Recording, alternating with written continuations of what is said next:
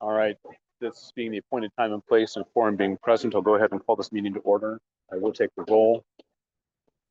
Mr. Moldenauer, Yes. Mr. Bartz, Here. Mr. Thompson, Here. Mr. Blanky, Not yet. and Mr. Arnett attending remotely. And we'll note the staff members present as well. Next is comments and suggestions from citizens present. Is there anyone present in the room? No. And anyone online? I did not see anybody. Brad Blanky just arrived. Tony. Okay. Thank you. All right. Then our next item is to review and approve the minutes from August 26th. First, can I have a motion to that effect?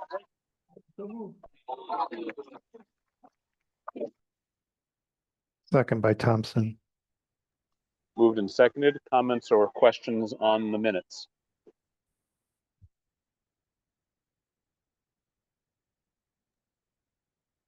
Hearing none. All in favor signify by saying aye. Aye. Opposed? Motion carries. Next, we would like to deviate from the agenda, and so I'd like a motion to move item C ahead of item B. Do I have that motion? I'll make that motion. I'll second. Mr. Bartz, thank you. And a second?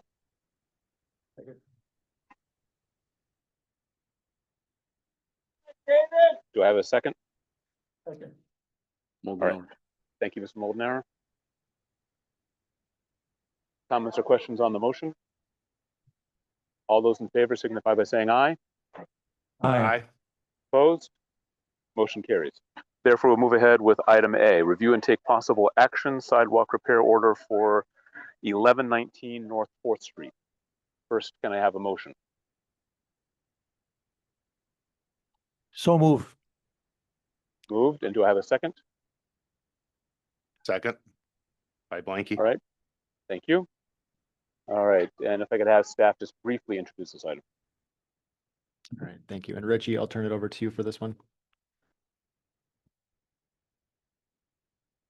This was a complaint received by our department. There are two trippers caused by two honey locust trees. The city forester is confident that both trees can survive the root cutting to replace the sidewalks.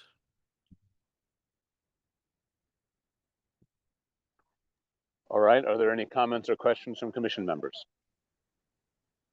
If I could add one more comment, that Please do. if we could include in the motion that any future sidewalk complaints, that the repairs get delayed until May to avoid winter replacements. They could still be marked, but delay the repairs until May. All right, will the maker of the motion accept that as a friendly amendment?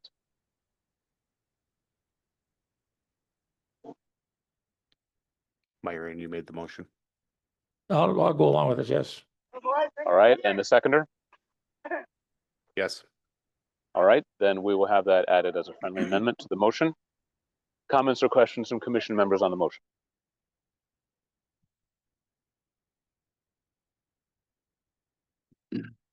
Hearing none, all those in favor signify by saying aye. Aye. Aye. Opposed? Motion carries. Next is item B, review and take possible, item C, update, no action required, 2025 stormwater program.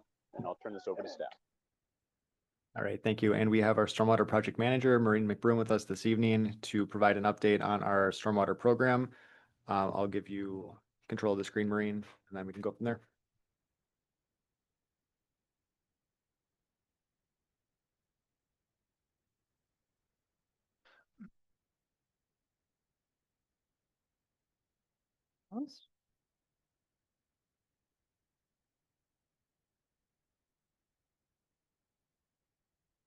All right.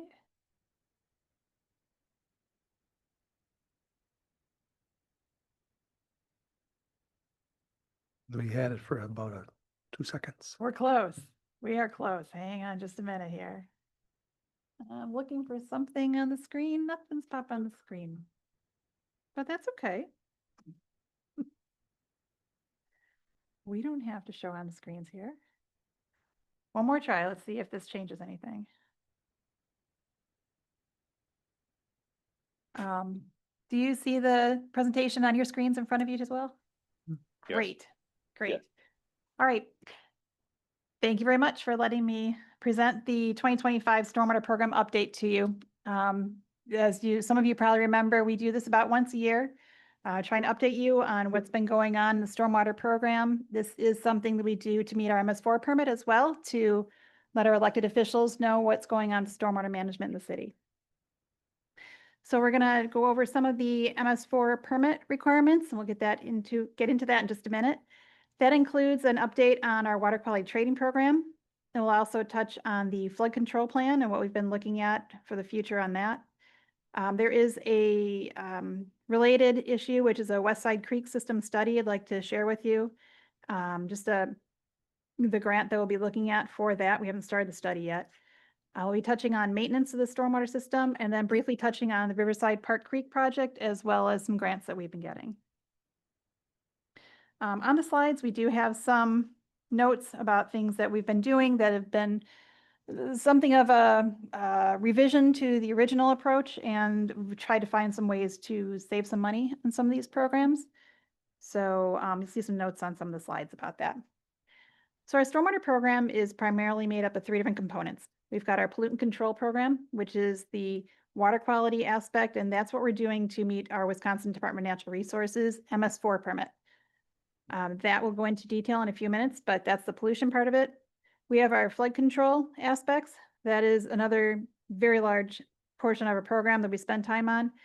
And again, we'll hit on that in a second. A lot of that relates to complaints and also relates to a 2024 flood control plan that was developed. And then tying everything together is maintenance. None of our system is going to be worth even planning or designing or implementing at all if we're not going to maintain it. So we'll be touching on maintenance a little bit as well. So the DNR's MS4 permit stands for our municipal separate storm sewer system, which means that all our storm pipes drain directly to the rivers, lakes, wetlands. We don't have a treatment plant that our stormwater goes to. So we do a lot of different practices, from wet ponds to educating the public on how to deal with stormwater management, to try to meet this permit and to try and clean up the water before it gets to our waterways. So the MS4 permit is a nationwide permit that's administered through EPA. In many states like Wisconsin, that responsibility gets tasked to someone like DNR, and then they're the ones who hand it down to us. There's 6 minimum measures they'll hit on just a minute, and that is a nationwide requirement that any MS4 permittee across the country has to do. We also have requirements for 20% total suspended solids or sediment reductions. We also have a TMDL, which is a total maximum daily load study that was done on the Rock River Basin. It's kind of like a watershed study, talking about how much pollution the Rock River can handle and still be fishable and swimmable. We have to meet certain requirements in different areas of the city to meet the TMDL through the MS4 permit. That's where our water quality trading program came in. So we recently were able to get that off the ground, and I'll share that with you in just a minute. So the first of the 6 minimum measures that we're required to do is education outreach to the city. So we have private property owners, residents, business owners that we're trying to encourage to take care of stormwater management on their properties, to make sure that we don't have things running off that should not be in rain or snow melt, which is the only things that should be going down the drains, down the inlets. We have our newsletter, social media, brochures. Got some pictures here of our brochures that we hand out. We mail those out along with our DMP inspection reports. We also have things through the Rock River Stormwater Group that we'll hand out at different tables at the farmers market, and lights and sirens and things like that. In addition to that, we have a public involvement requirement, which we're also working on with the Rock River Stormwater Group and the Rock River Coalition, doing things like our rain barrel workshop. We've got stream monitoring trainings that happen here each year. There's stream bank cleanup. We actually just had an event this past Saturday where we had probably about a dozen people come out, maybe a dozen to 15 people for the cleanup part of it. And then we had the Rock River Coalition doing a planting day along the Rock River, tributary to the Rock River, Riverside Park Creek. And that really was about 15 to 20 people came out to help out with that too. So these are all things that people can do, get their hands dirty, actually doing stormwater education tasks. They learn about it while they're building a rain barrel or while they're actually planting plants along the creek. And they can go back out and share that message with someone else. So that's the whole notion of public involvement, is get people sharing the message themselves. We're required to have an illicit discharge detection and elimination program. Basically, what we have to do is go out and sample roughly 50 outfalls every year. And we're looking for things flowing through those outfalls that are not rain, not snowmelt. So we've got a field kit that we use. We're sampling for chlorine, sampling for ammonia, we're sampling for detergents, we do pH, and we also do temperatures on a regular basis. So this is something we work on with our intern crews, things that they are trained on, and then basically come back with the results. And what we do is we basically look at these 50 outfalls and do a couple more years, and then we tally that all together. So we're keeping a running track to find out what kind of trends are we finding. Are we finding something where it's a little bit high in ammonia one year and the next year not, but then again the year after that? We try and track that down and find out what the source is, and then get that eliminated from within our storm sewer system. This is one of the programs that we've been able to revise how we approach it. We've been able to save some money by moving it wholly in-house and moving to a program that we're really working on with our interns. Our interns are learning a lot and doing a lot of hands-on field work at this same time. The next one we have is a construction site pollutant control requirement under the MS4 permit. Permit says that we're required to have an erosion control permit and receive plans for construction sites coming in, whether they're city sites or they are private sites. We have to review and approve the plans, issue the permit, and then go out and do erosion control inspections. So we do that at least once a month. If there's problems on site, we're required to be out there once a week. We have all these inspection reports documented. At some point in time, we'll end up being audited by the DNR. That hasn't happened yet, which is okay. But we've got all these records so that when they do come in, we will have them ready to go. The next thing we talk about is the post-construction stormwater management. So post-construction stormwater management, I'm looking at not during construction, but afterwards. So the rain falls on the parking lot, that parking lot ideally will drain to a new stormwater pond. And that's how we do treat that water, try to remove sediment, remove phosphorus before it goes out to the river. We have a number of stormwater BMPs here in Watertown. That number is close to about 105 or 106 different stormwater BMPs. All of those have to be inspected. They have to be inspected each year if there are city BMPs. If they're not city-owned and more private ones, those we look at about every 3 years. We do those inspections in-house, and we send the inspection reports to the private property owners. They're required to do maintenance of those. But it is something that we, again, work on with our interns. We train them on that, and then it's a task that they've done and they can take on in their future as well. But all those stormwater BMPs get reviewed during the design phases before they're even constructed. So just for example, in 2024, we had a number of different sites that came to us. We had 19 different erosion control and stormwater permits issued. Of those, 6 of them were strictly erosion control, so they weren't large enough to require a new stormwater BMP, but 13 of them actually had plan reviews and revisions. We have a number of different stormwater BMPs that are new in the city. The YMCA Rock River Ridge areas are a great example of new stormwater BMPs that are being added to our list.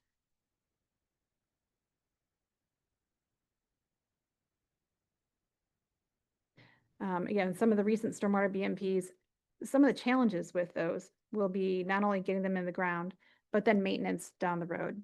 So there usually is an education component when it comes to working with the private property owner about what really needs to happen with these stormwater BMPs to make sure that they are functioning and they're not going to be very difficult to maintain in 5 or 7 or 8 years down the road.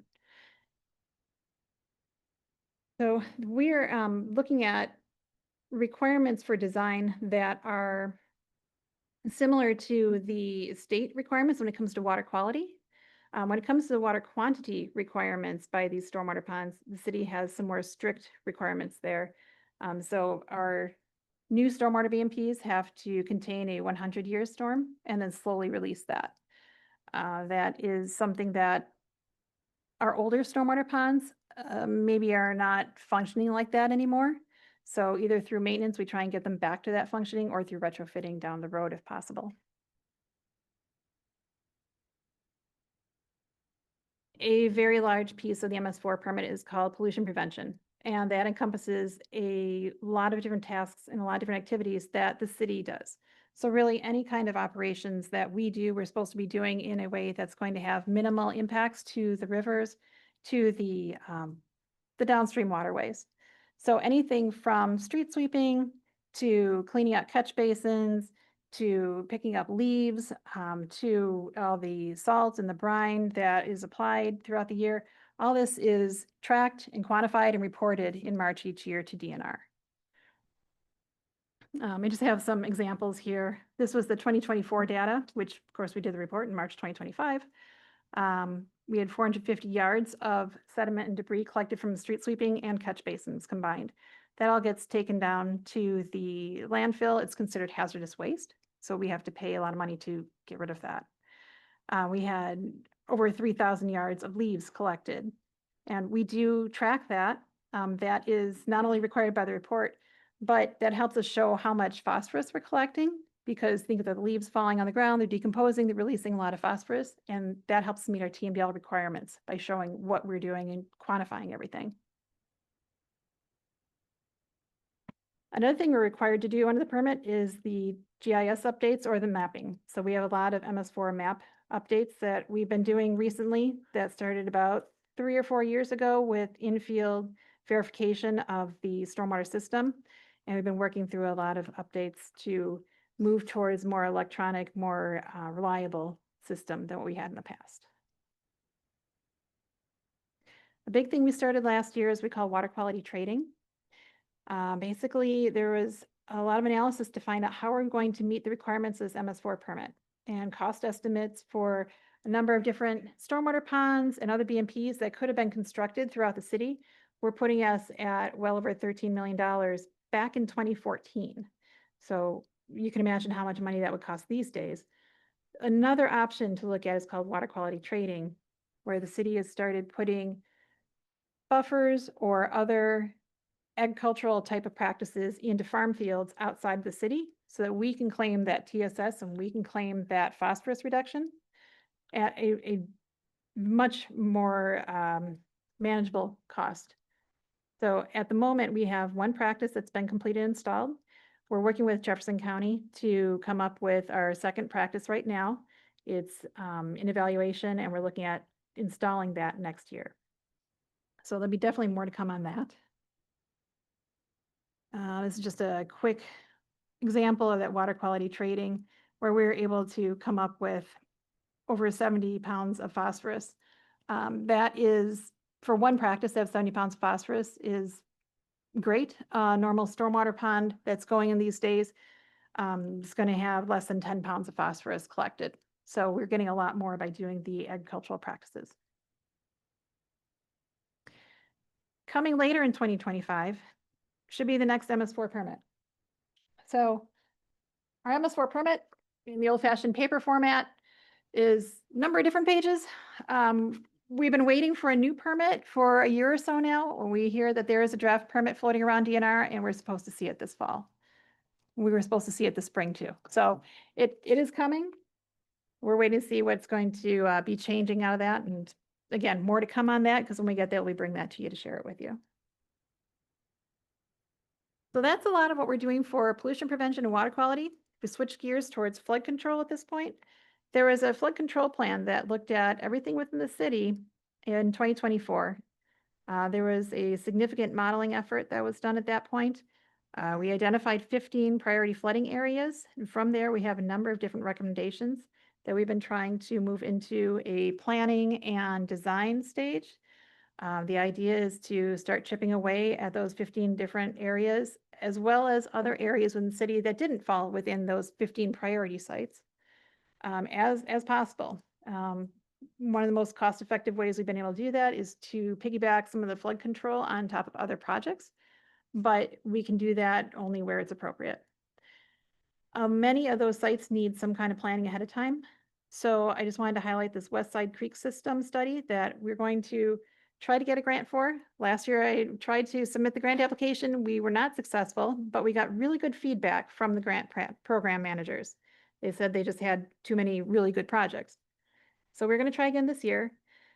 The reason is there's a map up here on, hopefully on your screen, and there's 2 blue creeks that are highlighted that start up north of the city, but they do flow into the city, and they both converge and then meet into the Rock River, drain into the Rock River near Fairview Drive, a little bit downstream of the fire station.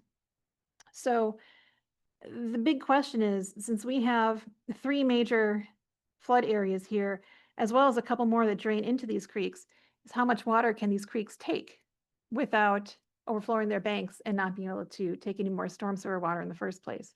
So we don't want to come up with, you know, a couple $1 million stormwater BMP or some kind of solution that's upstream of these creeks and then have it drain these creeks and find out that the creek couldn't handle all that water in the first place. So we're going to see what's going on here and make that the foundation for the rest of these site-specific alternatives that we can try to solve some of the flooding problems here. And that brings us to maintenance. As I said before, if we're not going to do the maintenance, there's really no point in doing the planning and the designing and the installing of these different things. Having a stormwater pond that is not being maintained is just like not putting it in at all when it comes to a large rain event, you know, 10 or 20 years later. So we have a number of different things that we are working on, including annual storm sewer cleaning and televising. We're slowly making our way around the entire city, and we found a lot of sediment built up in our storm pipes, which is leading to reduced flow that can get through those pipes. So we have water standing in our streets. In some areas, we're able to clean it out. We're finding better flows, better drainage, and maybe not as many complaints as before. Storm sewer repairs is an ongoing issue. We have a number of people that are identifying them, and our crews are great at trying to address these things ASAP. BMP maintenance, we have routine and occasional maintenance that happens. So routine things that happen every year includes vegetation, inlet outlet repairs, just little things that have to be dealt with. But then we have some more occasional maintenance, including dredging, or I mentioned retrofitting or restabilizing things.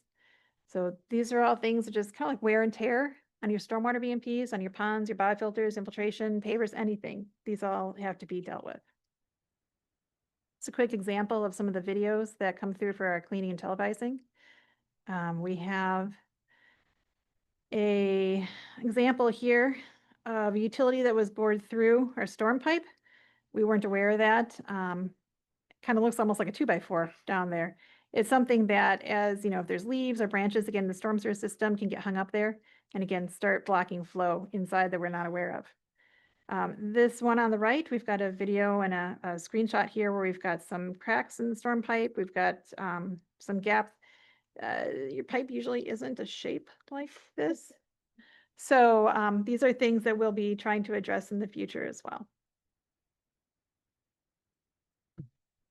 Sticking with the maintenance theme, again, we have about 105, I think we're up to 106 as of last month, stormwater BMPs here in the city. Only about 30 of those are city-owned. So the rest of them are ones that we have to look at every year.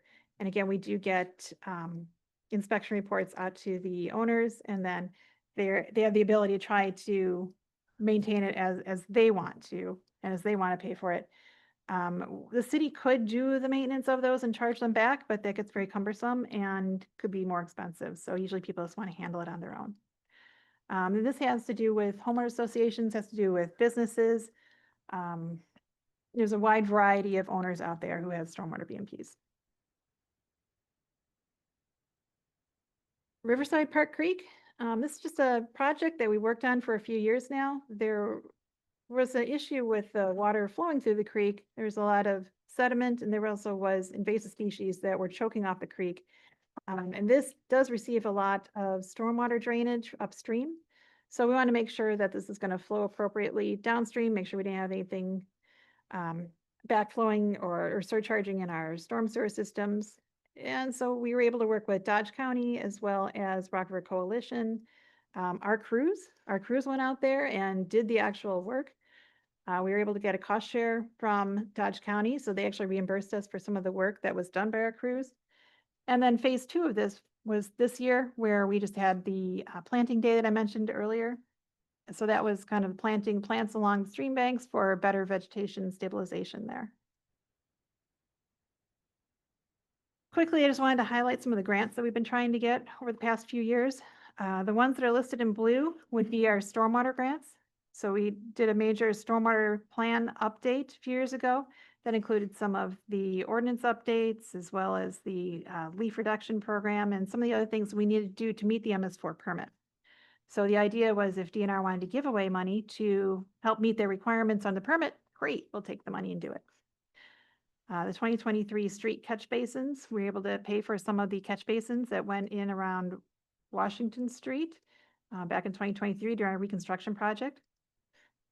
The new yard waste site biofilter was paid for in part through a DNR grant that helps us meet that TMDL and reduce the TSS and phosphorus going to the Johnson Creek watershed. As I mentioned, the Riverside Park Creek improvements, we were able to get a grant from Dodge County to help cost share some of the cost for that whole restoration project. And we do have a project coming up soon. It's out for RFP for the design services right now. That's the shoreline stabilization over at Fannie Lewis Park. So there's some significant erosion going on there. We've heard some complaints from folks about that. So we're working with the Parks Department to get some shoreline stabilization done there, hopefully next year. And one more time, there'll be more to come on that too. And that is my super brief, I talked as fast as I could presentation for you. I'd be happy to address any questions or entertain discussion about this. Otherwise, I Thank you think you very guys know much. where we are. Commission members, questions or comments? I have one question. I know that the photo that you showed is probably way beyond something like this, but is cure in place an option for longevity when it comes to storm sewer? I know we use it for sanitary sewer. Have we used it at all for storm sewer, and have we looked at it going forward?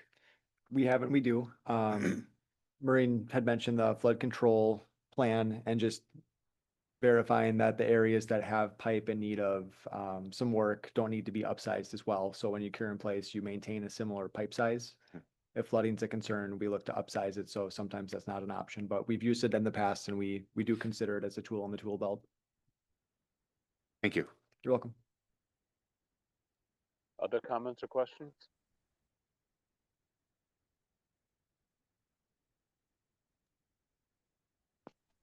All right. And again, thank you very much for the comprehensive report. Then our next item is item B, review and take possible action, 2025 stormwater utility rate study update. And I'll turn it over to staff.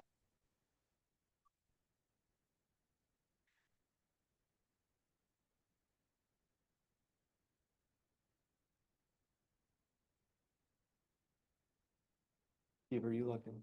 I can be. Okay. I think I have to be kind of in the waiting room. We do this.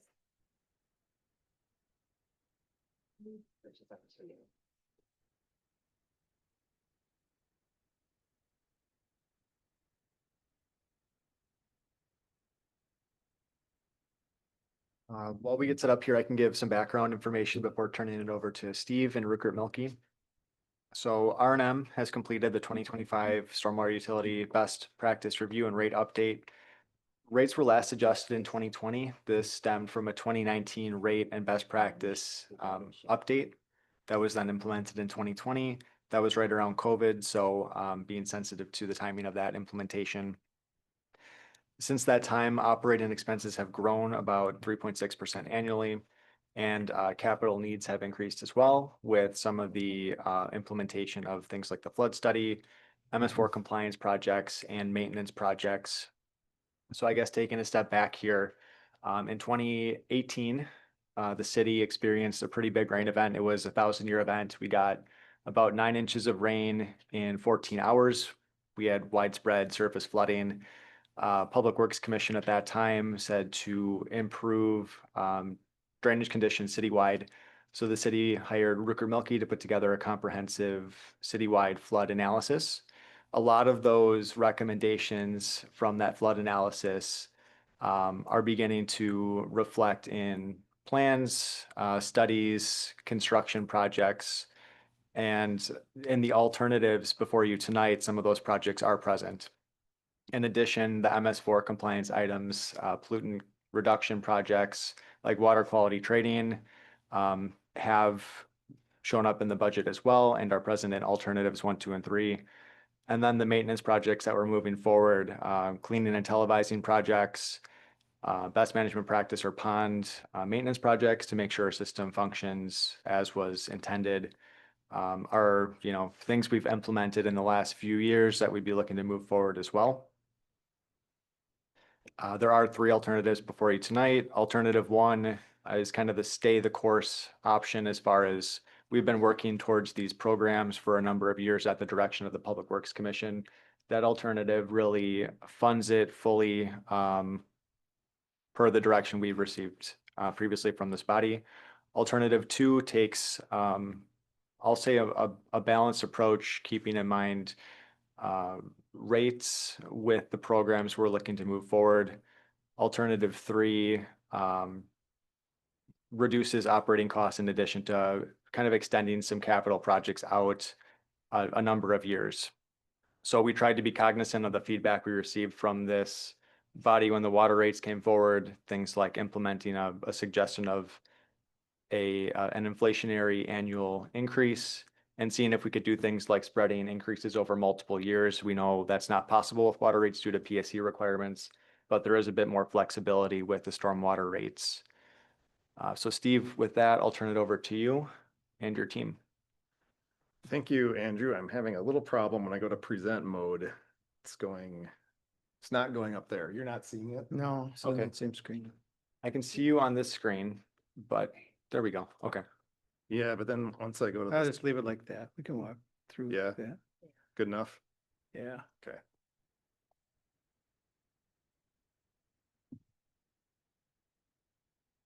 Good enough. All right. Thank you, Andrew. Appreciate that. Good evening. Thank you for allowing Bridget and I to be here to talk through this today. We're excited to be back. So just brief introductions, Bridget, maybe just share just a little bit about yourself. Sure. I'm Bridget Geisvers. I've been with Rupert Milkie for about 6 years in the finance division. Prior to that, had a lot of PSC experience, worked at the commission for 16 years. So, and I assisted, of course, with the study. Thank you.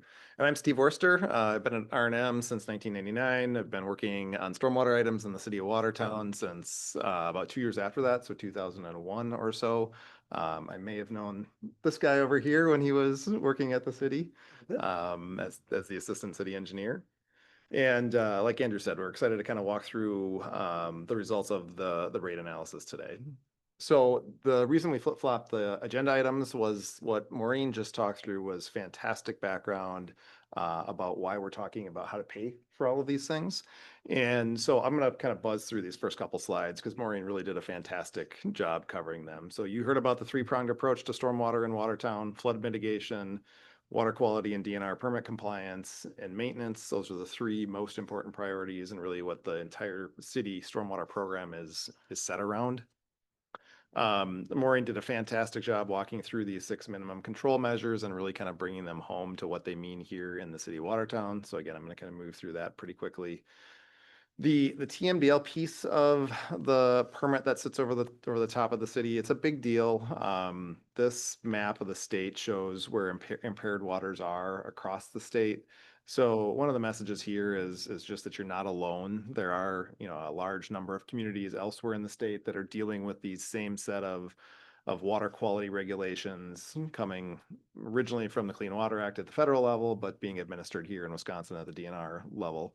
The most important thing there, probably the most costly piece of this, is compliance with the 2 pollutants in the river itself, so sediment loadings and phosphorus loadings, and you heard Maureen talk about that as well. just a slide here to kind of show you where you're at as far as how close you are to compliance. Those numbers might be a little tiny to read. The top left is sediment, the bottom right is phosphorus. The numbers themselves don't mean a whole lot. The most important thing is for sediment, we are hundreds of thousands of pounds of sediment away from compliance on an annual basis, meaning we have to remove 600,000 to 700,000 pounds of sediment each year to get towards compliance. And on the phosphorus side, it's thousands of pounds of phosphorus. So when you put that in percent terms, we're not even halfway towards compliance on the sediment side, and we're kind of in that same boat, not even halfway to compliance on the phosphorus side. So there's a pretty big gap there that Maureen and Andrew and Richie and the entire engineering team are doing what they can, but all of that costs money. Kind of the last piece here that we'll go through quickly. Maureen talked about kind of what has to happen on the TMDL side of things. And so, all the things that she walked through which are summarized on this slide, they're not optional. They're not nice to do's or hope to do's. They're things that you have to do. The second leg of that stool is flood mitigation. And so we did a study back in 2024 on behalf of the city that looked at how do we try to lessen the impacts of floodwaters through the city. You probably remember the big rain event we had in 2018 and the flooding that it caused. Big parts of Southeast Wisconsin had actually a bigger rain event this summer. It didn't impact Watertown here nearly to the degree that it did in the Milwaukee area. But things like that happen. And so this plan was designed to lay out, okay, if we want to make improvements to the parts of the city that are most prone to flooding, what's it going to take to do that? And that study recommended more than $30 million of improvements. That was in 2023 dollars. So with inflation, it's probably even bumped up from there. And it's projects that are spread across the city. That color-coded map, those colors kind of show the areas of flooding throughout the city. So you can see it really impacts the entire city in totality. And then on the maintenance side, that's the third leg of the stool. It's kind of the one that, like Maureen said, it's out of sight, out of mind, but it might be the most important of the three. If you're not maintaining the things that you spent money to build in the first place, you're really just kind of lighting money on fire. It's been an area that's been historically underfunded across the country, just because it's easy to forget about things once they're built. But it is a burden that it kind of compounds on each other. It grows, and the further that maintenance gets deferred, the more things that have to happen at some point down the road. So that's out there. Maureen talked about how our best management practices, BMPs, how they have to get maintained, or they're not in compliance. The city isn't in compliance.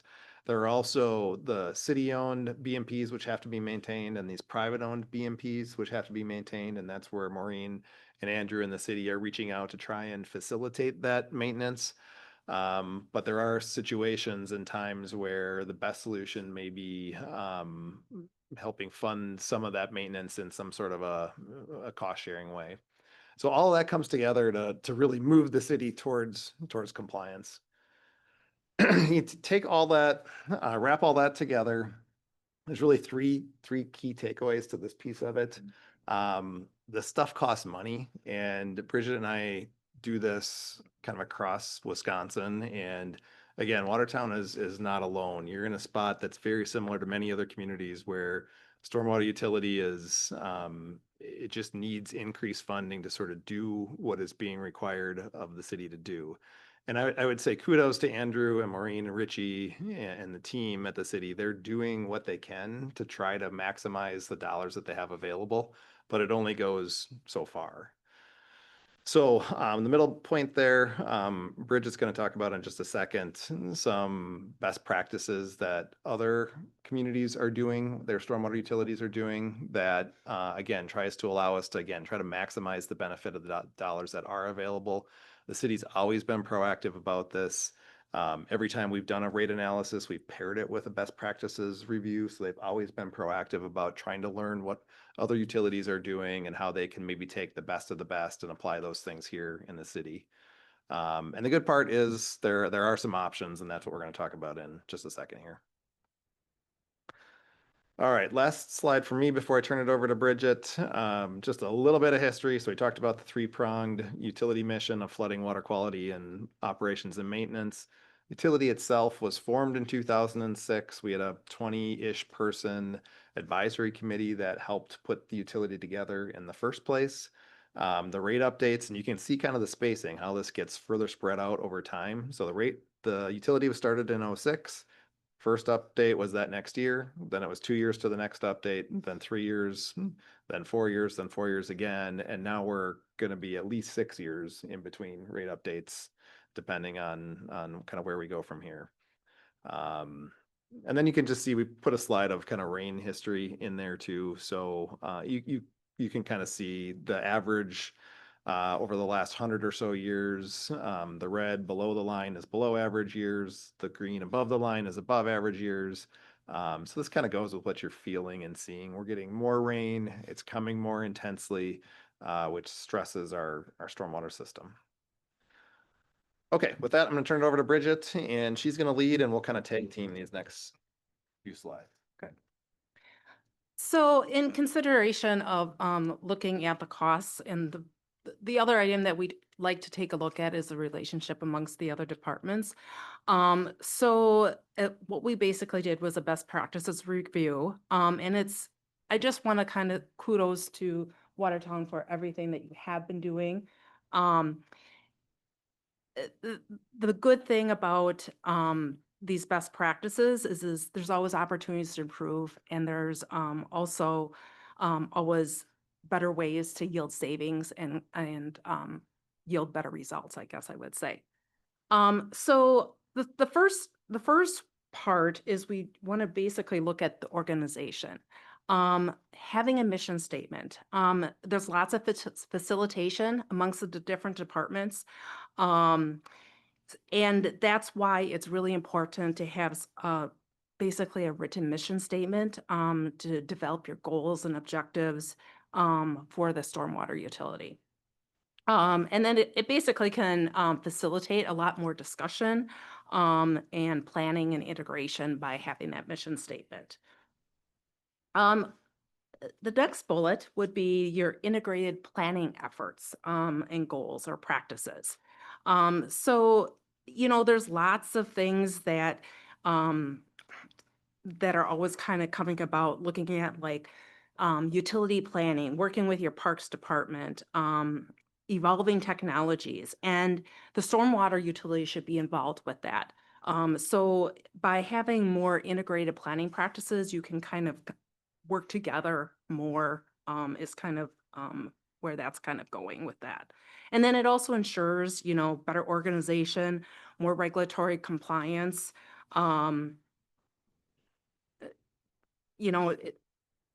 There's a direct implication, with working together.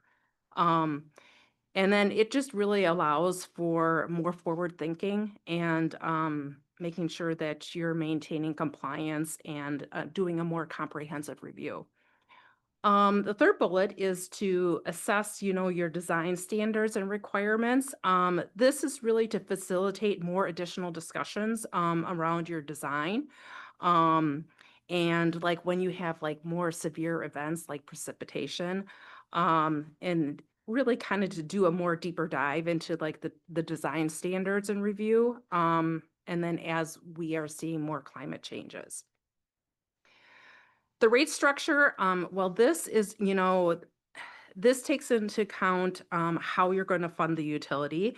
It's split into a lot of different components, your volumetric, your polluted loadings, and administrative services. But what it does is it balances the accuracy between those things, PS and PSC rulings. It's really how you're going to be funding the utility. The credit policy, the city really has made some significant progress towards this in recent years. And I just really highlighting the credit policy they have as a program and then also on their website. And the application also has numerous sample documents in there that are available online also for potential applicants. Community support, that's critical. Outreach is critical. People understand what they're getting for their dollars. And it's really recommended that Watertown continue to leverage so many of the things that they're currently already doing on outreach is just really important as leaders and as well as making sure you can accomplish all your tasks. And just one thing to consider is educating more of the children in schools as part of another option as to kind of continue that outreach on stormwater practices. Cost and loop policy, this is recommended that Watertown create a cost and loop policy for the landowners to offset some of the city's additional costs related to the MEP provisions and any other developmental approvals. This policy should really kind of include like your capital costs, any type of replacement costs, any type of your maintenance costs that would be in any type of proposed development. And then it's just important to know that having a cash reserve target is important. It's really for emergencies and surprises. And this is really common for other utilities as well. The goal is usually to have 1 year's of annual operating expenses. And that's according to the AWWA guidelines, American Water Works Association. And it's really just a good idea. When you have lots of large capital projects, things can come down the line, and just for emergencies and having that extra cash flow there is helpful. So just one piece there on the multifamily side of things. So that's a question that we talked quite a bit with Andrew and Maureen about. So we're thinking like apartment buildings, condos, senior living facilities, those types of things. It's been it's been hard to find consistency across, I would say, the country with how to handle those things. So you'll see in our text of the report, we had some recommendations about how to handle those types of facilities to provide some consistency there here in the city. So here we put together some examples that you could use as kind of guidance in developing a mission statement. It just really, the goal is to kind of have kind of clear distinction written to kind of accomplish your overall goals. So we pulled out 3 different ones, one with Grand Chute, Missoula, and then I'm going to say this wrong, Ravenna. But we thought those were some pretty good examples that you can kind of use for guidance.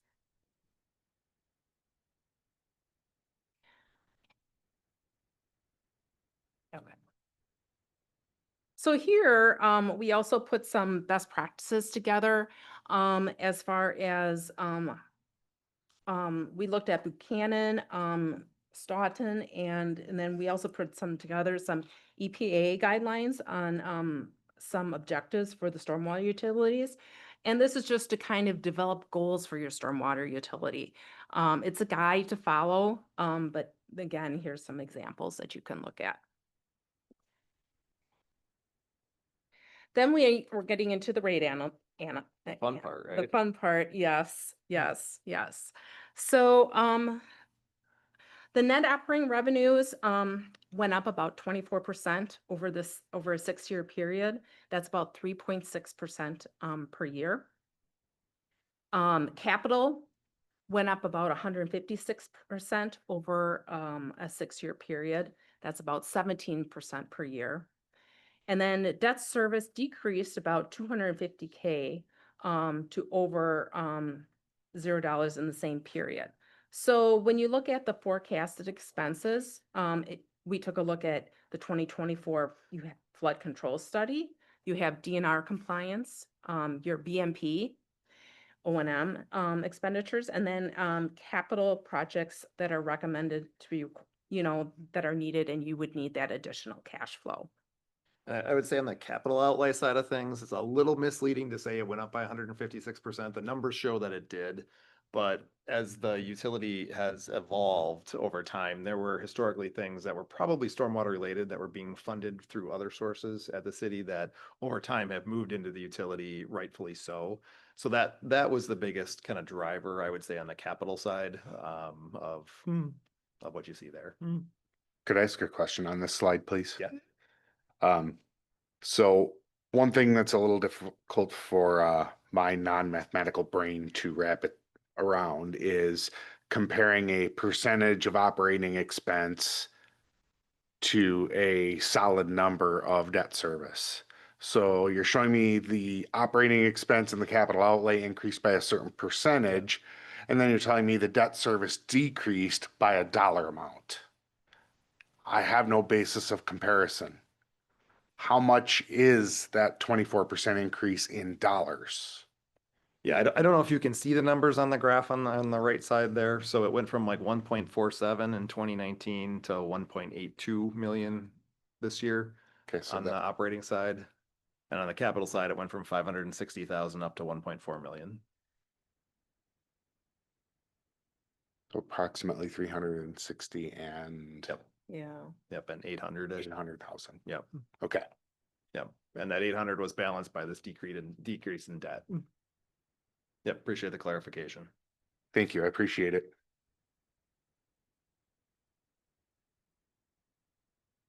So then for all rate alternatives, the capital projects ended up being greater than 1 million that were debt funded. There was a 20-year note and we used that market rate. And we maintained the minimum debt coverage ratio of 1.25 times. All other capital projects were cash funded. And then we assumed a operating and maintenance expenses with an annual 4% increase. And then no planned increases in the ERUs. And then as you can kind of see on the chart here, the current rate is $12.52 per month for a single family home. So that debt guidance came primarily from the city itself. Each community kind of handles that differently. So the preference here has been historically to try and cash fund those types of projects. And so that's where that came from. And then the no increase in ERUs, that's equivalent runoff units. That's essentially saying limited to no growth across the city. We know that's a conservative number. So if we get growth, that's going to help here. That was my question though, on both the ERUs and the customer accounts, you had zero growth Yep. on either one of those. And I thought maybe a more conservative approach would say like a 1% per year type of a growth. Yeah, we could have, and we did talk about that internally. We decided that let's just be super conservative at this point and let's kind of assume a worst case scenario. And if there is, But it doesn't consider the best case scenario as well. it doesn't. Correct. Correct. Okay. Thanks. Yep.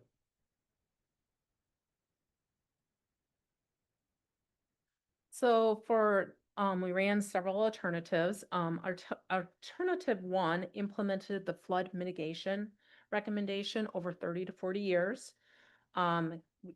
We assumed capital expenditures averaged about 1.62 million annually. And then we took into consideration of some additional rate adjustments. For 2027, we assumed 12%. And then also an inflation increase every year thereafter of 3%. Assuming those assumptions, you're looking at $15.77 per month for a single family home and $3.25 per month increase.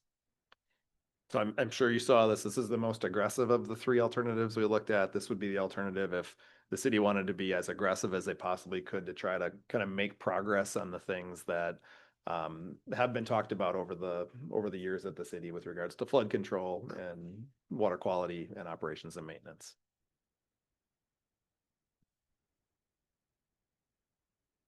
Alternative 2, for capital expenditures, we assumed that they averaged about 1.45 million annually. You're looking at about $100K reduction in annual operating expenses. Here you're looking at some delays in the city's flood mitigation, water quality, and O&M goals. And you're looking at some additional rate adjustments. For 2028, you're looking at about 9%. And inflation increases in all the other years about 3.4 and 3 to 4%. So with those assumptions, you're looking at $14.48 per month for a single family home and $1.96 per month or per month increase.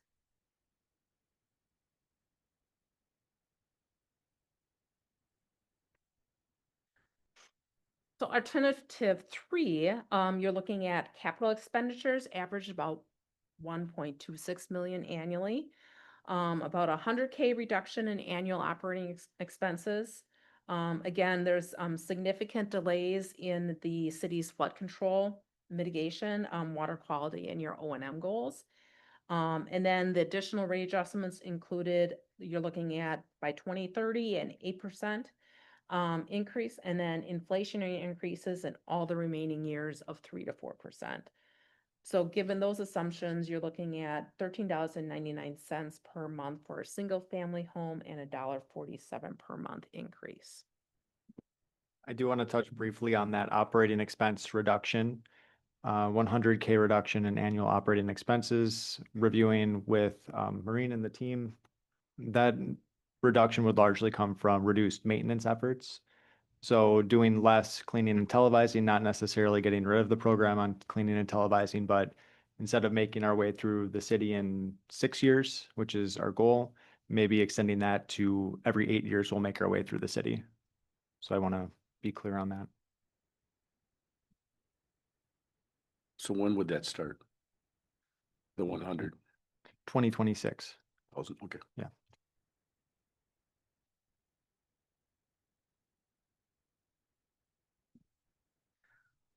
So for the proposed rates, what we're proposing, having adequate cash flow, provided debt service coverage of a 1.25 times. And then have a cash reserve target that's aligned with the AWWA cash reserve policy and including 1 year's worth of O&M expenditures.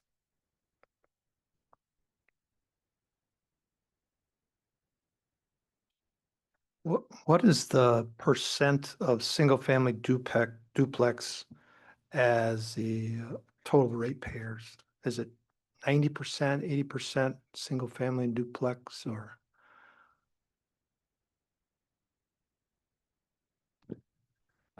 It's a great question, Pete. Off the top of my head, I don't know the numbers. I think it's less than that. Okay. I can certainly find that out, look that up and find that out.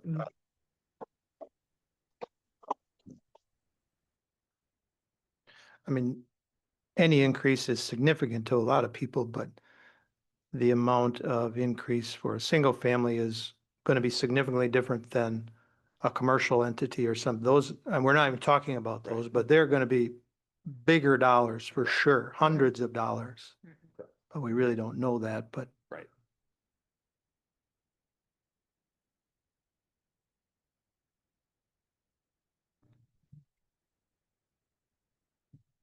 So as far as next steps, this would include selecting and adopting the rate increase, incorporating the increase into your 2026 budget, and then continue to implement the best practice recommendations. So that's it for the formal presentation. Certainly answer questions or dive deeper in anything that you might want to dive deep on. Thank you. Comments or questions from commission members? I do have a question, but I'm trying to find the slide here for a second.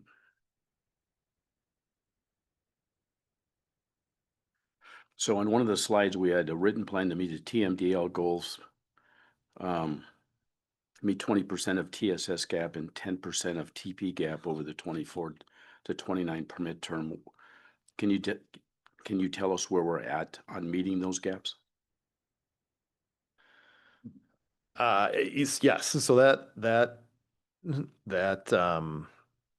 That requirement says, it actually goes back to the slide before it. So the gap that we talked about here of, like, as an example, the total suspended solids in this one watershed, we, as an example, have to get to 40% reduction. We're at 16%. So there's 24% of a gap. We have to get then 20% of that within this essentially next permit term.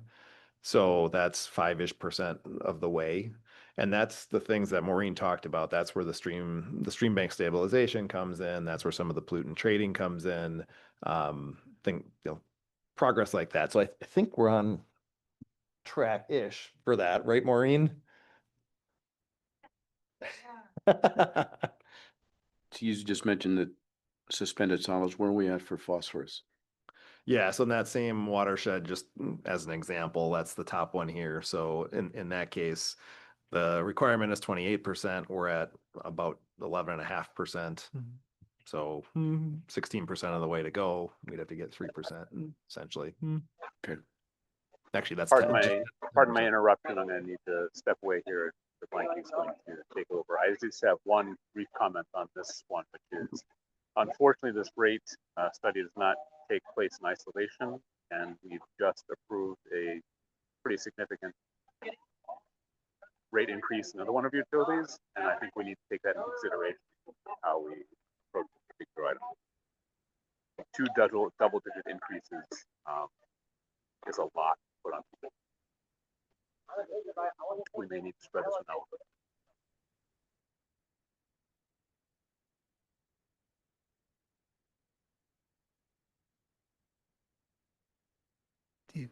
If I may. As he had mentioned, we just went through a significant water increase. And to go where you're going right now with this, do we have to exactly go this route to be in total compliance with what the DNR wants us to do? We couldn't go less, or because we're just going through quite a significant water increase. It's going to hit the taxpayers pretty good. Right. Yeah, it's a great question. I think the challenge is there's a lot of things pulling at a limited dollar pool. At one time, Yeah, at one time. The alternatives we felt that we looked at, we felt that the lowest of the three alternatives was kind of the bare bones as far as giving the city the resources that they needed to do what they needed to do for what was in front of them with regards to DNR compliance, flood control, progress on those things. There's a piece of the annual street project that comes out of this utility. There's also This was the best route. we felt that our recommendation would be to not go any lower than that third alternative. I will say it's your prerogative. It's, this is just a recommendation from an engineering and an economic perspective.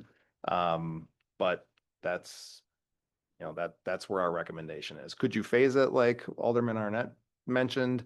Possibly, possibly you could do something smaller than one of these this year and then do, something larger than inflationary next year to try to spread it out over the course of a couple of years. That may be a viable option. If that would be a possible remedy. Possibly. Yeah, the challenge here really is it's been 6 years since there's been a rate increase. You all know what's happened with regards to inflation and things like that. So the cost of everything is much higher than it was 6 years ago, and the revenue coming in is more or less the same.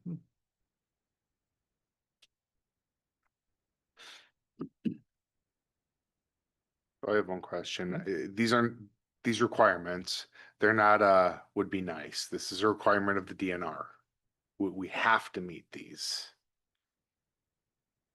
Is there a drop dead date that they must be met by? Or is it something that if you're showing improvement every year, the DNR takes that under consideration?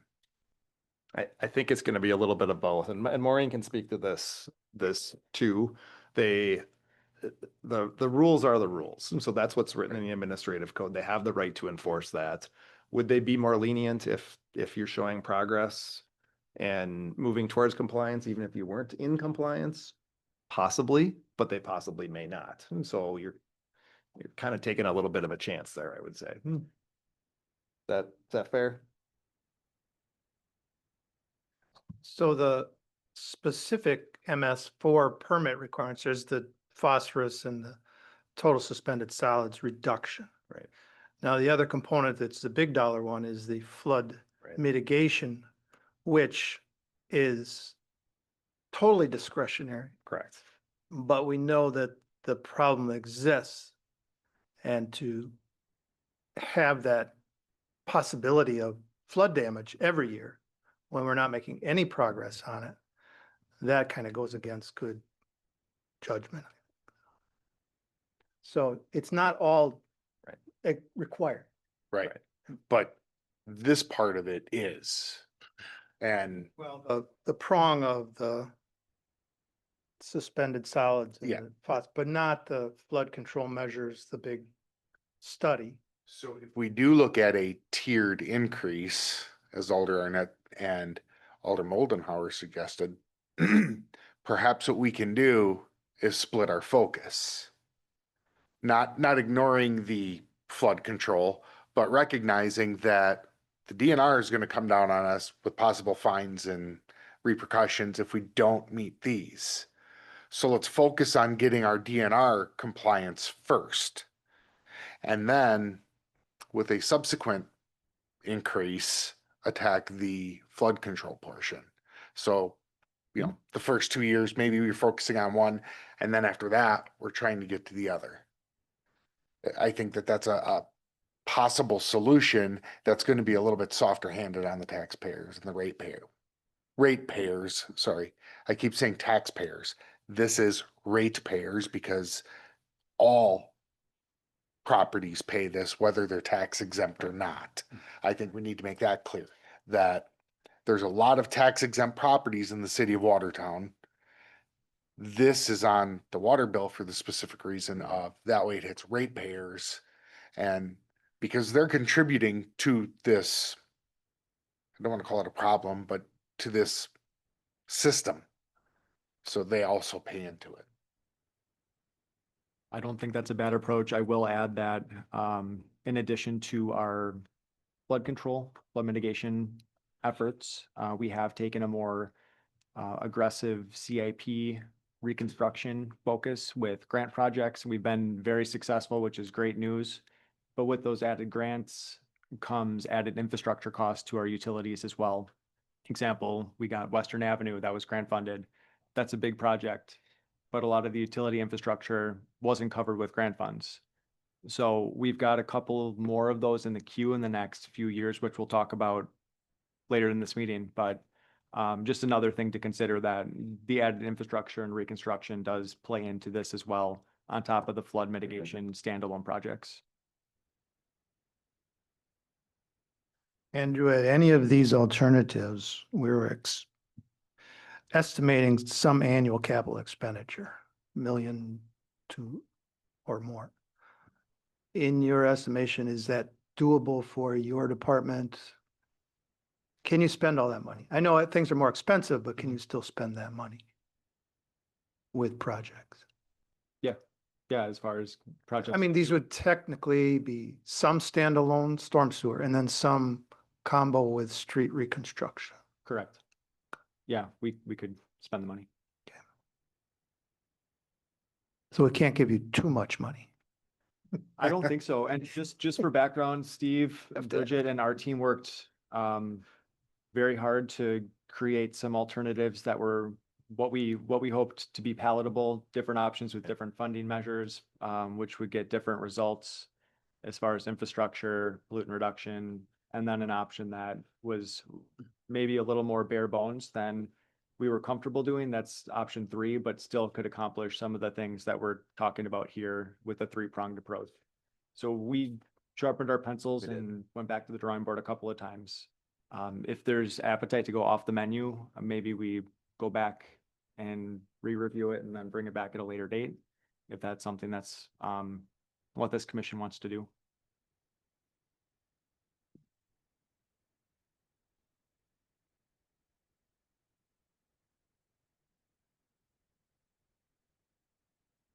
how long do we have because you want to incorporate that into the 2026 budget? Yes, and the 26 budget has been submitted. As it stands right now, without a rate increase, we are touching the fund balance. This year, we still maintain a healthy fund balance, but maybe I can go to the mechanism on how this would progress from here, and we can work backwards.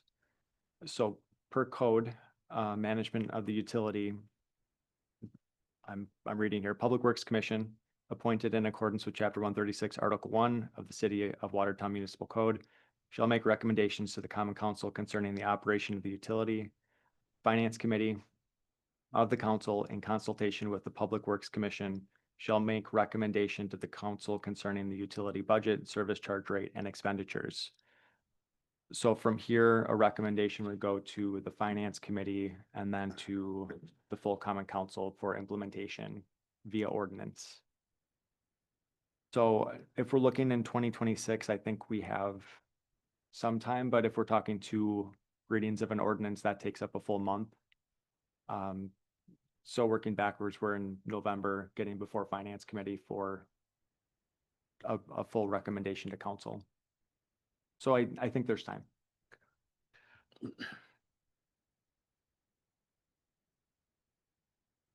I had one other thing I wanted to throw out for considerations. I mean, you showed previously that we had rate updates. They were a little sporadic earlier, but then we're basically on a 4-year cycle. What we're suggesting here is like an annual update. But I would suggest that we go back to somewhat of a 4-year cycle. If we went with alternate 3 or exhibit C, you were recommending an 8% increase in 2030.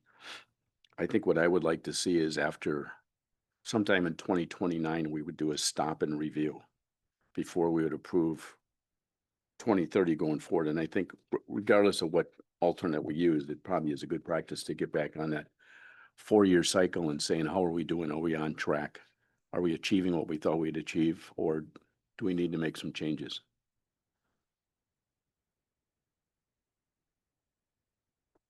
To piggyback on that, starting to see a pattern that is unfortunate. I'm not blaming anyone in this room. I want to be clear, but this is the second utility that we've looked at in the past few months where we didn't do a rate increase for an extended period of time. And now that we are going to do a rate increase, it's going to hurt a lot more than if we had done one in the interim. Had we done one, say, 4 years ago, it would have been a lot smaller and we'd be looking at a smaller increase now. It happened with water and now it's happening with stormwater. This is frustrating. And again, I'm not blaming city staff. I'm not blaming Rupert Milky. I know we're paying you to do this, and we need to get this on a schedule so this doesn't keep happening. The next time we're looking at a rate increase, I won't be on the council. So, I won't get blamed for it that time. But it's a lot. They're hard to do no matter what the price is, but when you're looking at larger than normal increases, it's very hard to do. I think the good news with any of the alternatives is at some point in the next 2 to 3 years, there's a standard 3 or 4% increase every year after that. And I'm assuming that planning period is the 30 to 40 years to complete the flood mitigation. I mean, it's going to extend beyond that, but the big projects will be done, and we're going to do a 3% increase. Yes, staff, and I don't want to speak for Andrew, Maureen, and the team, but staff agrees with what you said, that this isn't probably fun for anybody, and so the idea of trying to stay in front of this makes a ton of sense. And again, Bridget and I work in a lot of different communities, and that's in our recommendation too, as far as trying to have this at least inflationary level piece in there every year so that you don't have this significant increase every 4 to 6 years.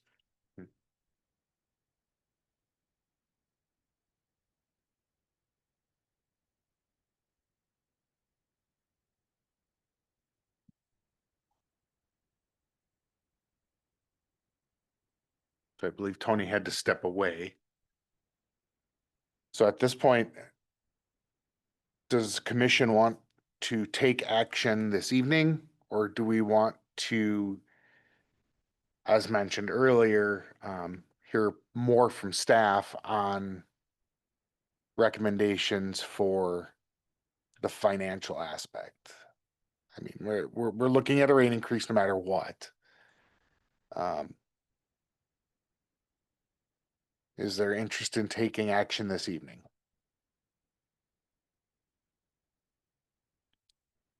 Say no. I think we're gonna have to take action, so if we're going to work into the 26 budget, the finance committee is gonna have to be involved in this. In other words, get involved to get this into the budget. But I think Andrew did say we have some time. Yeah.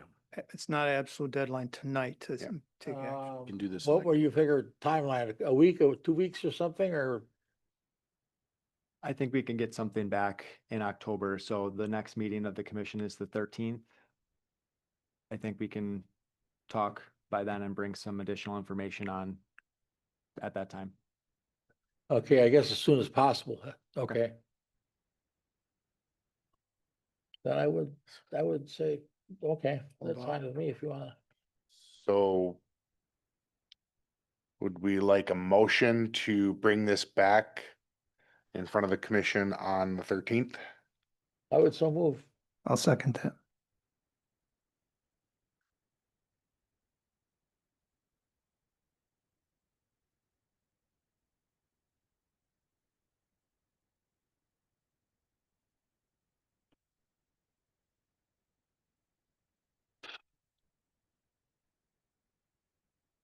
All right, who seconded? I did.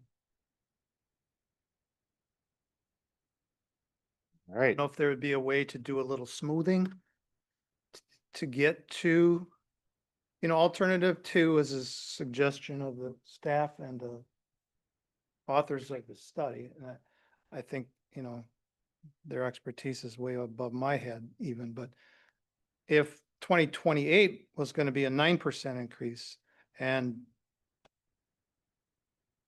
we're going to do a 16% increase from year one, could we do a 6 or 7% increase for 3 or 4 years and then write it out in 3 and 4% inflationary?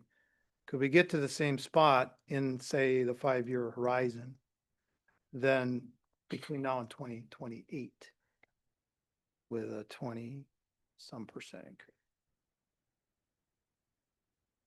I don't know. That's my opinion. no, I like that thought as well. Yeah, where that would if work. there's a way to, instead of having that huge jump in 1 year, if we can Right. spread it out.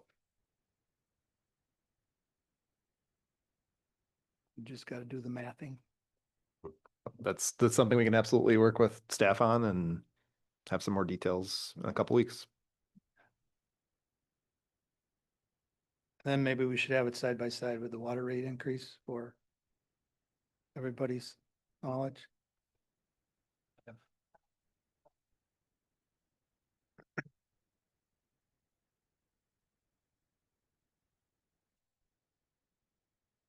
Could have moved up in the agenda, Dave. Oh, Well, we have a motion and a second.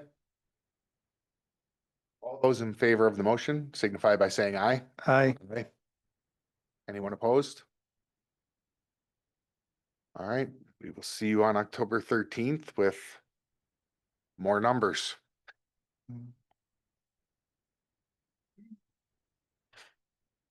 No, we're off. And you work with a lot of municipalities. Are you hearing anything? What's the new MS4? Are they increasing, restricting more and more, or is it just pretty status quo across the state? Yeah, it's pretty status quo. Okay. the Rock River watershed was one of the first to have an approved TMDL, so they're actually a little bit further, we're a little bit further ahead with regards to the compliance process than some of the other rivers and lakes across the state. So, I wouldn't say that the watershed is setting the precedent, but it's, it's on the leading edge at least as far as compliance. And other watersheds are kind of following the same path then. Thank you.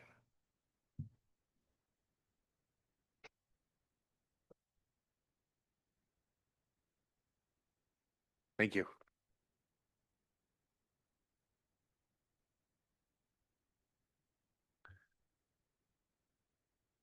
All right, moving on to item D, review and discuss capital improvement program overview. All right, in your packet, there is a narrative detailing the CIP in addition to some slides.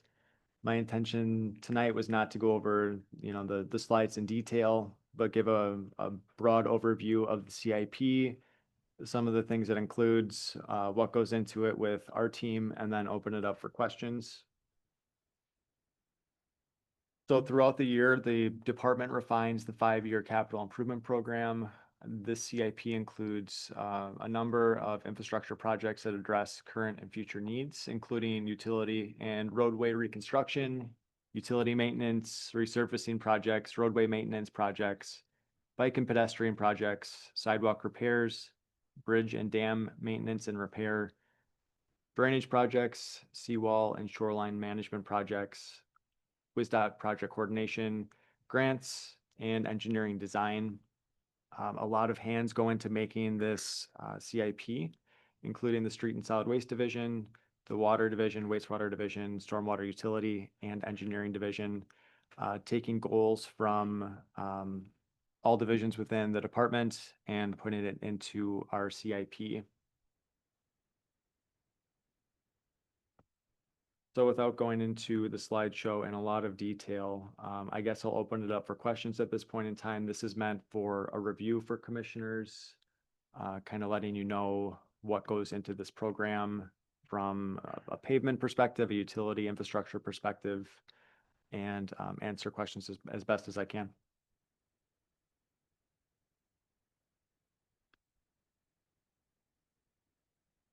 All right, questions from the commission?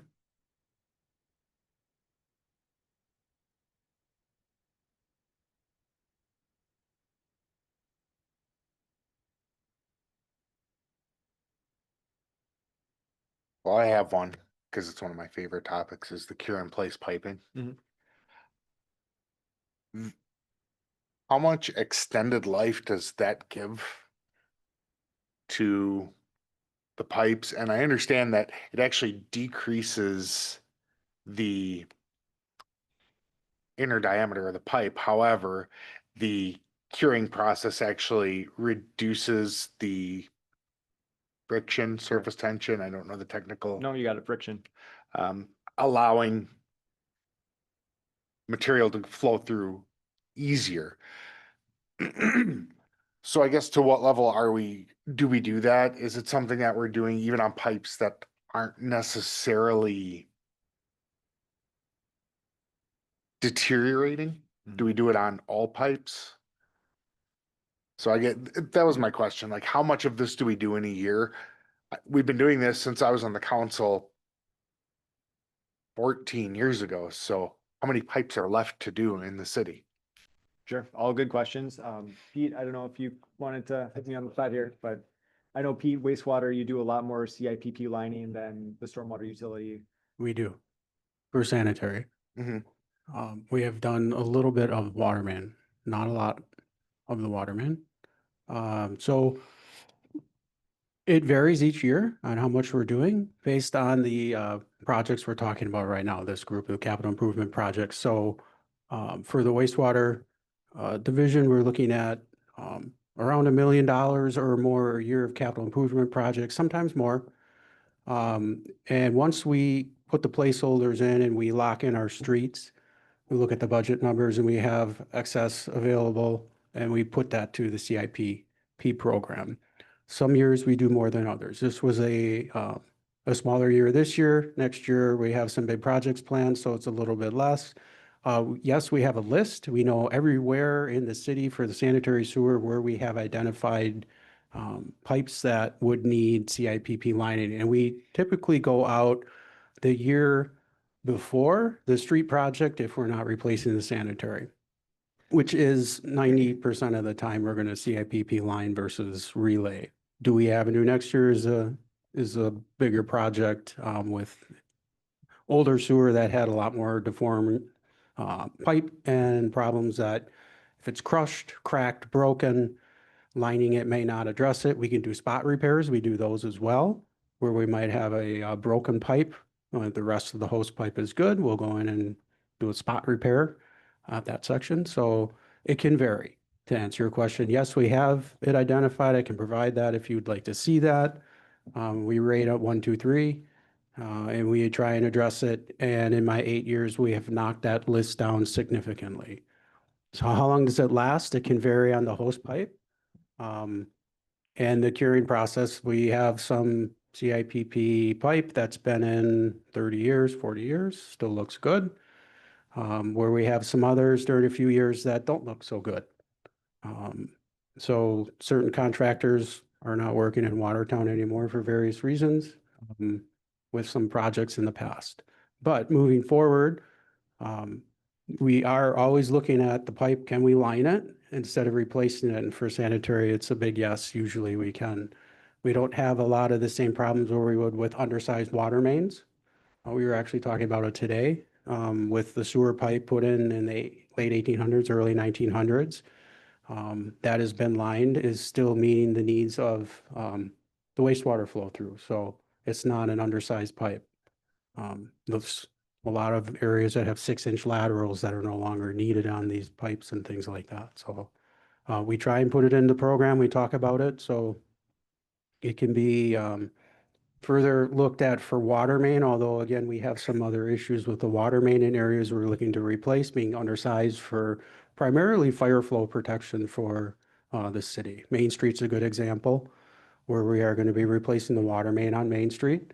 And a lot of that has to do with future fire flow, service availability, and for the buildings and second, third floor kind of development and occupancy where they don't have that now. It's not necessarily cheaper for the water main though to do the lining. Thank you.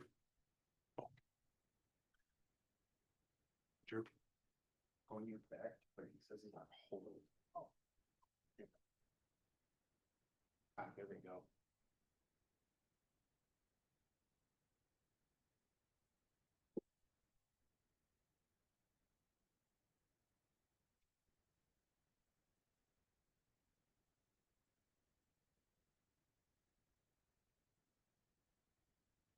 Can we ask questions about the spreadsheet you sent along, or Yeah. is of that course. open? So I'm aware of all the funds, and I know Fund 5 is a capital projects specific, so, but do you have a subtotal in that for Fund 5 borrowing subtotal? And then you have, further on, you have the annual streets reserve borrowing, which appears to be a different number, but how do you, can you just give us a little background on how do you get to a number for either one of those? And what the distinction is between the Fund 5 subtotal versus the annual streets? Yeah, and a couple of things to note too with the spreadsheet. With the budgeting process, our allocation historically has been about $1.5 to $1.75 million per year. The last budget cycle is $1.75 million per year for annual street reconstruction, resurfacing, sidewalk construction, seal coating, crack sealing. So a lot of the totals that you see will likely need to be trimmed as they'll exceed that historic budget allocation. As far as the totals go, the Fund 5 borrowing subtotal in the spreadsheet correlates to the reconstruction projects in that first kind of slew of rows and street projects.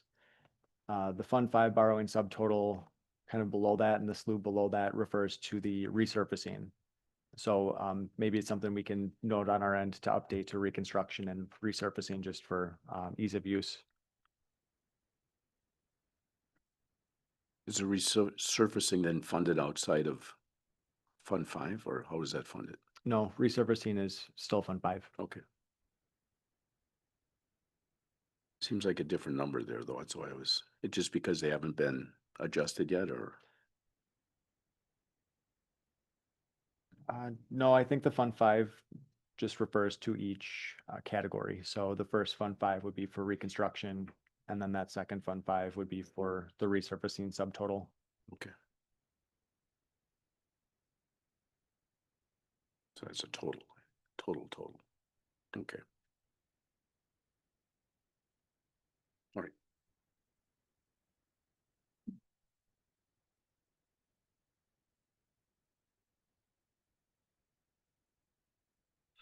Assume that those projects that don't make the list in one budget year become the top priority in the next budget year. Because, you know, you are pushing over 1,700,000 almost every year, so. Yeah. We make our best attempts to fit it into the next, but it's puzzle pieces and trying to get them to fit together to meet a certain number can be Yeah. difficult from time. Right. But you at least have some preliminary design ready to roll if money's to come available. Yep, they're on the shelf.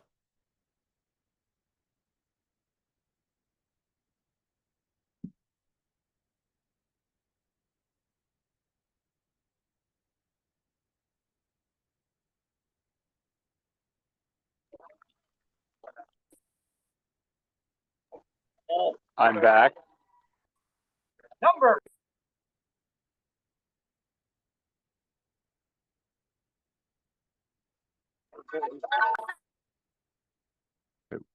We are discussing the CIP.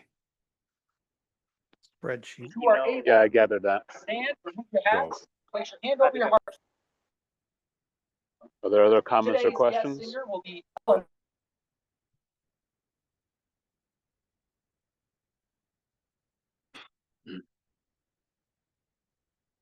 I'll ask another question. What's your timeline then to get this finalized? Before well, I guess it's before the budgeting is completed, correct? Yes, the Yeah. 2026 column reflects the requests made in next year's budget. We'll meet as a team a few times before the 2027 budget is finalized, and we'll kind of refine it from there.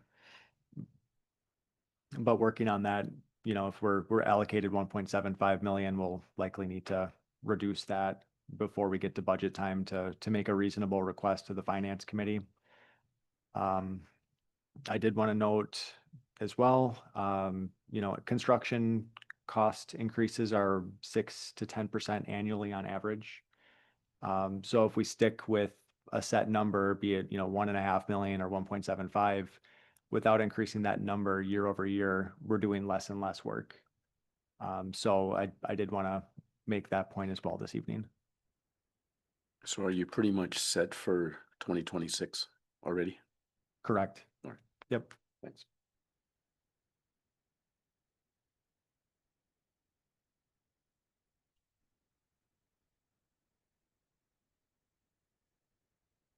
So to that point, appreciating the work that they are doing, and with the alders present, I'd like to make the point that I would like us to push for more borrowing for streets for 2026. Say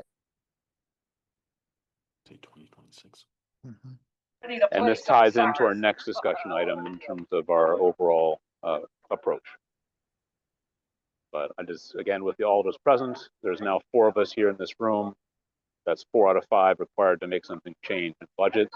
I'd appreciate your support if we ask for additional funds for borrowing for streets for 2026. What kind of number are you looking at, Tony? I'd like to see at least another $500,000. Coming into tonight. I think that's reasonable. Andrew, your total borrowing in 2026 is 2.174 is the number. Am I reading that correctly for both resurfacing and reconstruction?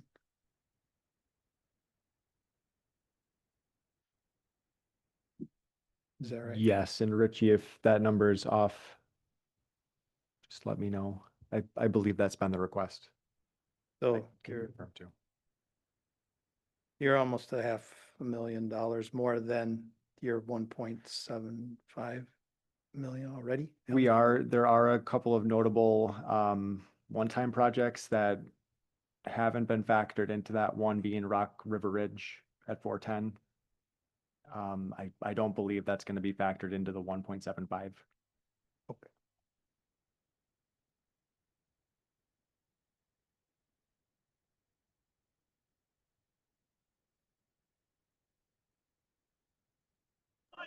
Any other comments or questions on this?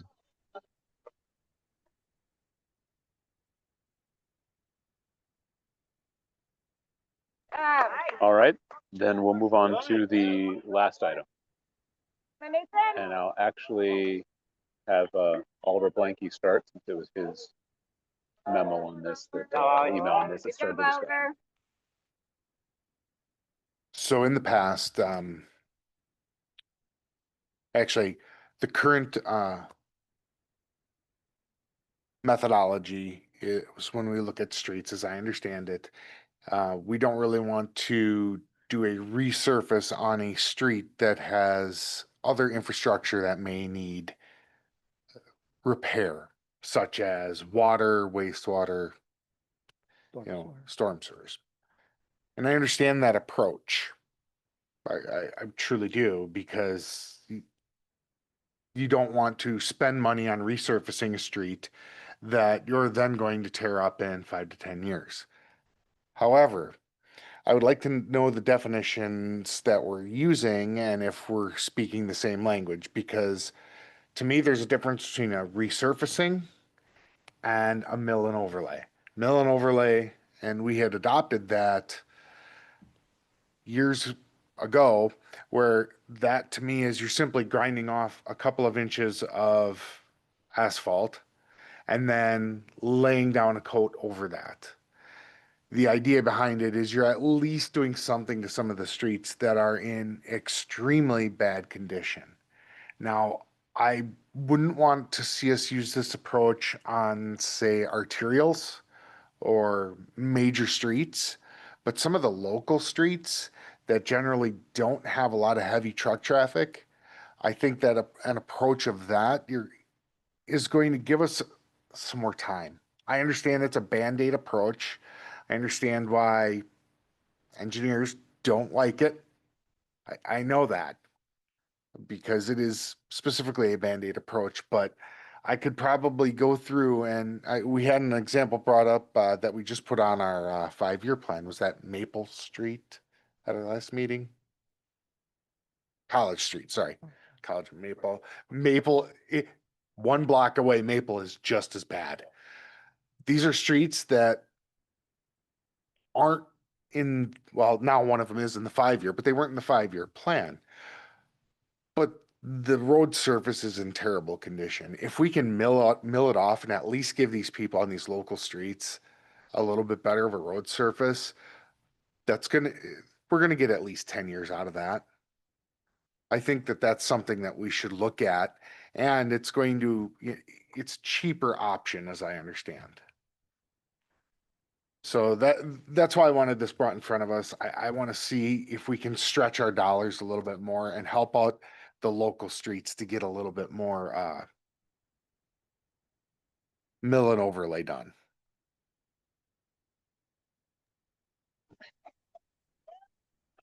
So Andrew, the would you comment like I'd to- have with that is, in general, if the road and whatever's underneath it is old enough for full replacement, that means the pavement is probably not that good. So even to try to mill off 2 inches of a crumbled 4-inch thick pavement, you're probably gonna kick it all up. And then you're gonna have to pave it all for full depth. It's so hard to take just 2 inches off of poor pavement just to put a surface coat on. And that's where Andrew's review has to come in and again, truly, is it worth it? You know, if it's a pacer of 3, that means the pavement has failed. And that's probably what Maple and College Street are. They're failed. So that treatment effort probably would not work for that. But there's certainly some that are 20-year-old pavements that are rated 6 that could be very well done because the infrastructure below is good. The surface is bad, but the full depth is not. I mean, it is a tightrope to walk from my days in engineering as well, trying to figure out what's the best treatment for the value. And I There- think you're right. I think there is a middle ground, and with more than 125 miles of street, I'd fair to say that middle ground is a lot longer than we think it is. And if we can do that kind of approach and get a mile or 2 longer of new surface every year for a few years, we can make real progress.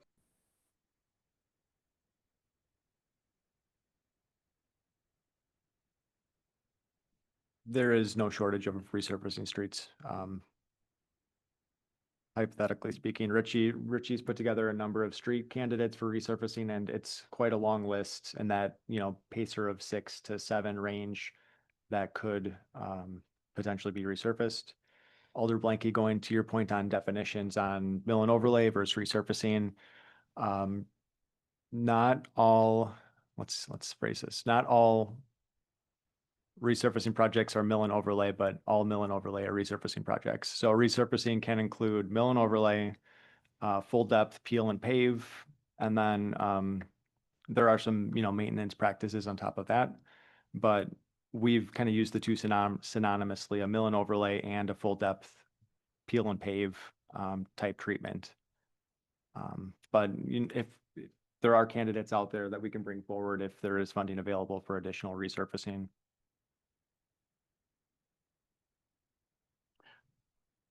So just being practical here, what does 500,000 buy us? As far as resurfacing or mill and overlay? Do we In have, terms of mileage, yeah, I think the answer is going to be it depends. For resurfacing, usually looking at,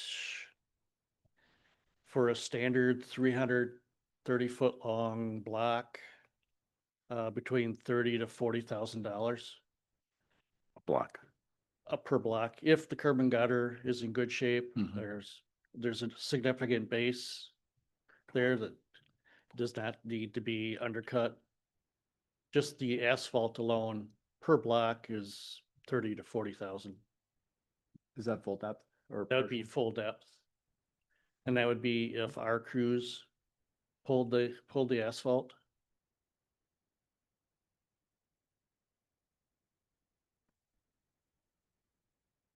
So I guess one of the things I'd like to see is when we have resurfacing, because as you said, we're using them synonymously.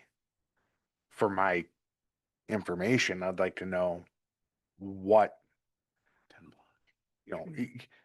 it could be something as simple as one word, or 2 words, I guess, full depth. That gives me all the information I need. Right now, I don't have all the information I need. I just know that these are resurface, and some of them, I mean, like Market Way is a $200,000 resurface. I can assume that that's full depth, but I don't know that right now. So I guess I'd like to know that. And the other thing is, and I agree, we don't want to be just slapping down asphalt willy-nilly to make things look better. That's just going to peel up an ear. And the information that you gave, Pete, that's valuable to know, that if you do mill it, you might wind up opening up a can of worms that's far worse. I know that we did do a couple of streets, 8th Street and Dewey Avenue are the ones that come to mind, where I don't even know if we peeled anything off when we did it or if we just laid down right over the top of it. because there are some streets, I jokingly said at one point in time, you could tear up 8th Street and plant grass and no one would notice it because the road was so bad no one drove it. And, you know, I guess those are the examples where I'm thinking, but again, those are, I believe both of those are collectors, aren't they? Dewey is for sure. So again, those are higher traffic streets where I don't know if that approach is a good option, but do you know historically, is that what we did? Did we just lay down asphalt over the top of what was already there? It was before I was here, but I believe so. It's overlaid into the curb and then seal coated over. So I would assume it was an overlay or maybe a mill and overlay into the curb. Okay.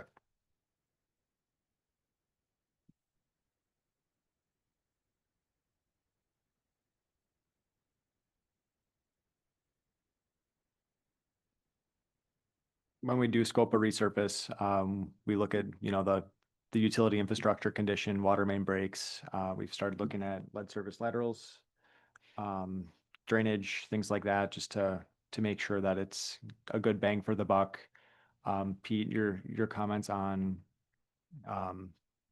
pavement condition and a failed pavement, scoping into a partial depth versus a full depth resurface project.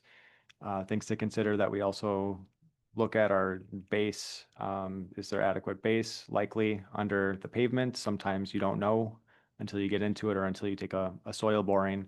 But the newer roadways in subdivisions likely have that nice, 12 to 14 inches of base.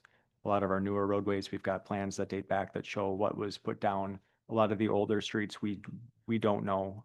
College and Maple, we have no idea. If there's a lot of alligator cracking, it's indicative of a failed base. So you're likely going to get into another can of worms there. So there is a lot to consider, but I think the good news is there's a lot of resurfacing candidates out there with good subsurface conditions that take away some of that guesswork.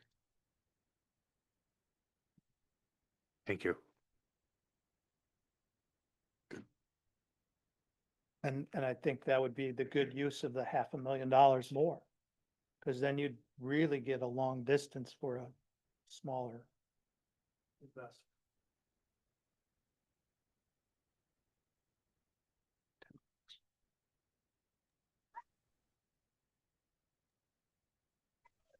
Other thoughts on this topic? I got a question. Now, you're talking about putting down a mill. Generally speaking, wouldn't a 2 mil be better than that 1 mil? Or am I getting out of line on that? Your thicker roadway is going to be a much better roadway than a thinner one, isn't it?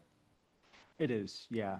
When we do a mill and overlay, we try to mill off, 2 inches of pavement and then put 2 inches back is kind of our general practice.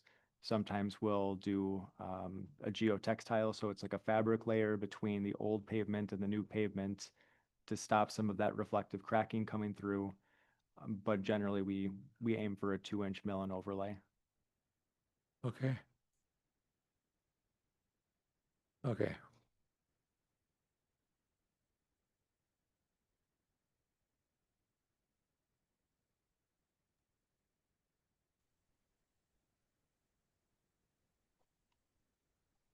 I've also asked, is there some other treatment that we should be considering for some other streets that are in not as poor condition that frankly we know we're not going to get to in a long time? Is it something between mill and overlay and crack sealing that gets a new surface on a road that, yeah, it may only be 20 years old right now, but they can extend the life longer? Because the reality is we're probably not getting around to a full treatment of that road for another 20 or 30 years.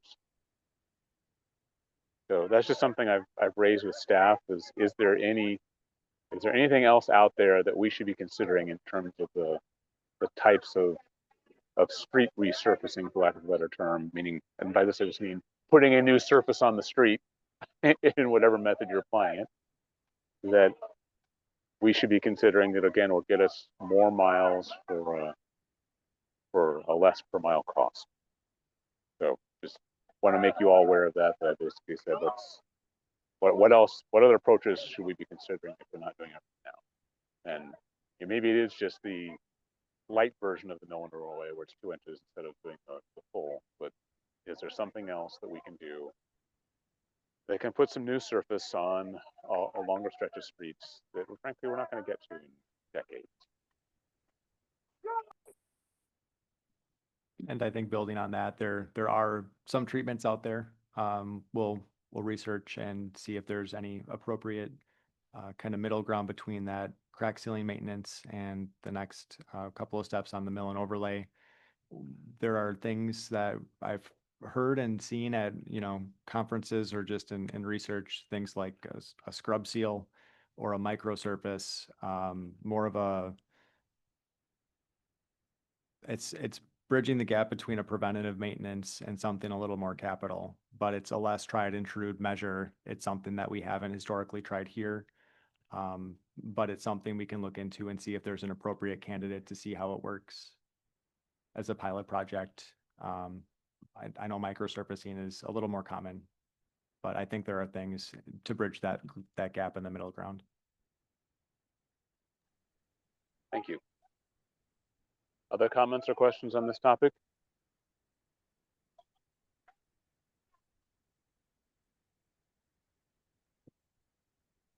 One question for Andrew. There's a lot of things in the world today that weren't around years ago. Do they make any kind of a fabric that we put down before you put down the mill that would adhere that to the roadway that you lay down before you put down the mill, that would keep that, or some kind of a adhesive with a fabric that could keep that tight to the existing roadway? They do, and Richie, I'll let you speak on that one. You brought some practices from Beaver Dam that we've implemented here and some resurfacing projects.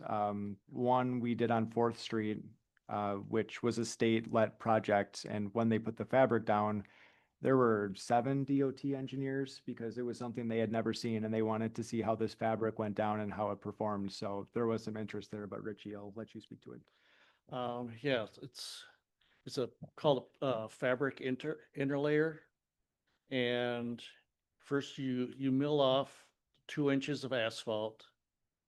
You put a very thin, probably 3/4 inch or 1 inch leveling course on the milled asphalt. And then you tack the fabric to that. And then you pave right over the top of the fabric. And in another city just north of here, we've used that fabric on mill and overlay streets since the 70s. And it's still there. It's just been seal coated a couple times. The fabric keeps the cracks from reflecting through an additional 8 to 10 years. It's that good. Yes.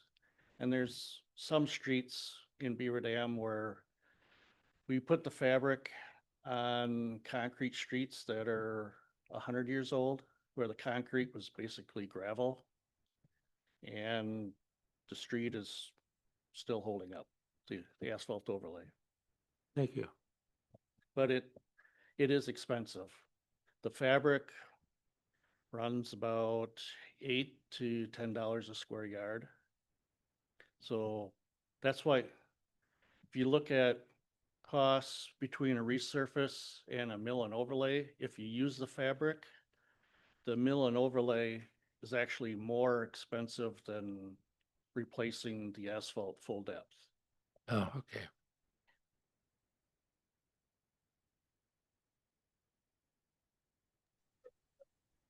All right, any other comments or questions on this?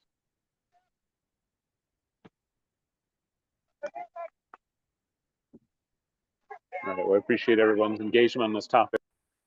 I know the meeting kind of went long tonight. We had a number of big topics to discuss, and of course, they're all expensive and to be the realm of our committee, isn't it? So if there is nothing else, then I will entertain a motion to adjourn. I would so move. And a second? Second? All in favor signify by saying aye. Aye. Aye. Opposed? We stand adjourned at 7:25. Thank you very much, everyone.